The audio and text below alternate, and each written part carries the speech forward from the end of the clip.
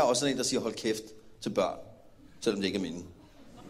Ja, jeg synes børn er mennesker. Jeg snakker ens til alle. Det vil jeg skide på. Det er der mange, der ikke tør, fordi de er bange for ting, hvis forældrene bliver sure. Og det gør forældrene også, hvis man snakker til deres børn. Jeg er pisselig glad. Så der står en unge og knider sin chokoladeis op og ned af mine dugfriske Bermuda shorts. Så siger jeg, gider du fuck af? Og hvis faren eller moren står klar og siger, hvis du har noget at sige til mit barn, så kan du sige det til mig. Fint. Gider du fuck af? Jamen, ungen har sgu da øre i krydderen. Jeg kan da lige så godt snakke med ham. Hvorfor fanden skal du rende rundt og være tolk? Jamen, barnet skal vel også lære, at hans omgivelser reagerer på hans opførsel. Det er jo ikke, fordi jeg hader ikke børn. Jeg kan godt lide børn. Det er ikke, fordi jeg synes, at man bare skal skælde dem ud. Det er også noget at gøre med at hjælpe dem på vej i livet.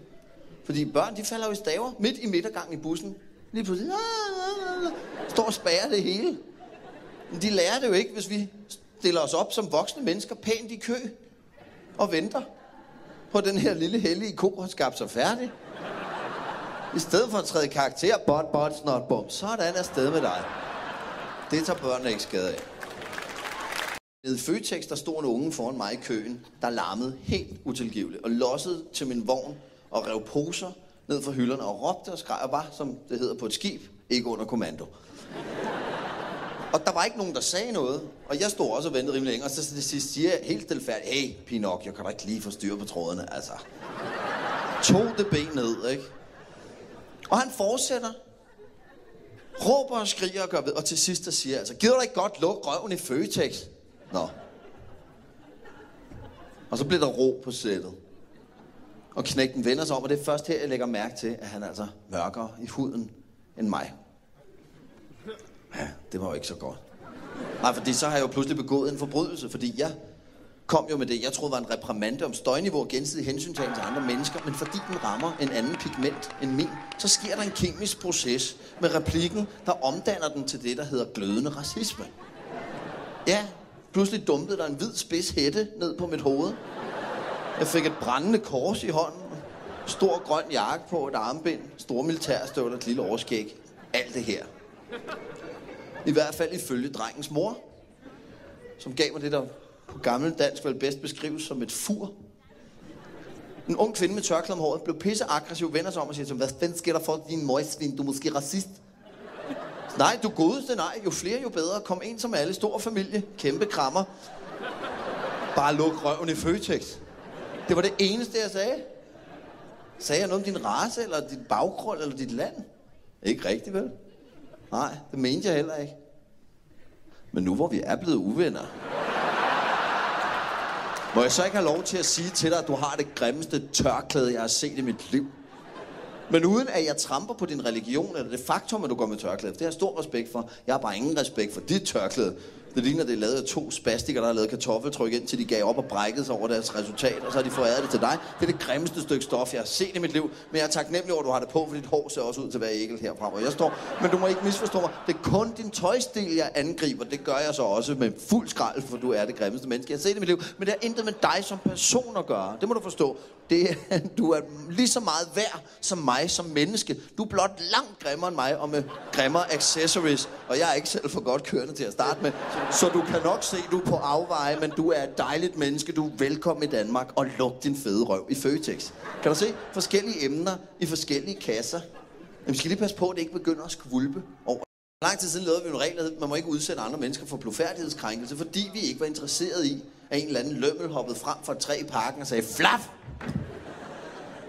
Hvilket jo heller ikke er særlig rart. Men nu betyder den regel jo efterhånden bare, at nøgenhed, det er forbudt. I hvert fald stærkt begrænset, hvor og hvornår du må være nøgen. Så det er ikke længere din intention, det handler ikke længere om, hvad du er ude på. Nej, nu er det nøgenheden i sig selv, der er forkert. Det hylster, vi ankom til festen i, er ikke godt nok. Når du er allermest dig selv, så er du ulovlig.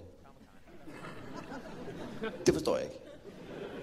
Nu er jeg ikke selv særlig sådan ekshibitionistisk på nogen måde. Jeg kan bare godt lide at have min frihed. Og jeg må ikke, hvis jeg har lyst, gå ned i Frederiksberg have og lægge mig nøgen og sole mig. Til gengæld må der godt løbe nøgne hunde omkring. De har da væsentligt klammere og klunker, end jeg har. Det giver da ingen mening.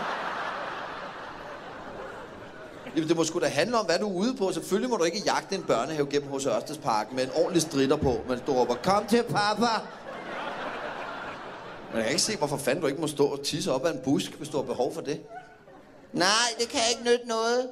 For hvis jeg som ældre dame går forbi ude på stien, og mit øje står åbent, så får jeg blufærdighedskrænkelse lige ind på hornhinden. Det er derfor, du har fået en nakke. Smart, ikke? Lad mig gå dog hjem og pleje dit handicap og trække en te over dit grimme fjes, til du har fået det bedre. Hvad rager det mig, om du er blufærdig? Det er dit problem. Der er masser af ting, der går mig på. Masser af ting, jeg ikke kan lide. Masser af ting, der krænker mig. Det krænker mig, at Thomas Budensjøen har fået en pladekontrakt. Derfor skal han da ikke være ulovlig. Det er mit problem.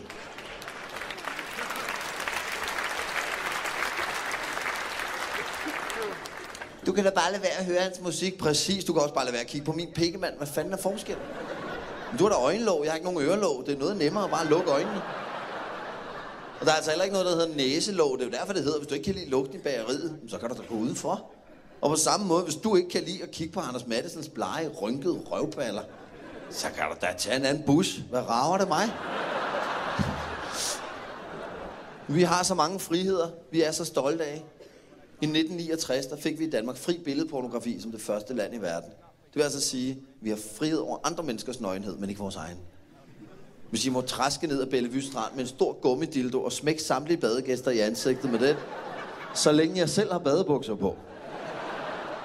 Dækkel pornoblad ud til alle strandens unger. Her er sidste nummer, skid mig i fissen, der er olie i sprækken. Her er stive bedstemødre, sjov med kæledyr. Ha' en god weekend. Det må jeg gerne, bare jeg er klædt på til lejlighed. Og jeg har ytringsfrihed. Det er så flot. Jeg må ytre min pik. Det må jeg gerne. Jeg må ikke vise den frem, men jeg må fortælle alt om den i detaljer til en ældre dame, der er ude og gå aftentur. Jeg må forfølge hende søerne rundt og sige, hej, nu skal du høre det hele. Se, den starter her, og så går den sådan et stykke ud, så tager den et kæksving til sydvest, så kommer rynkerne og blodårene. Nej, nu skal du ikke gå for hurtigt, så får du ikke det fulde udbytte. Nu vil jeg gå dybere i detaljer med klunkerne, men først skal du se den her farveprøve nede for Flygger. Det er den her 18A knækket æggeskal med en streg for kaffe latte. Hvor skal du hen? Skal du ikke høre om hårene? Kom tilbage!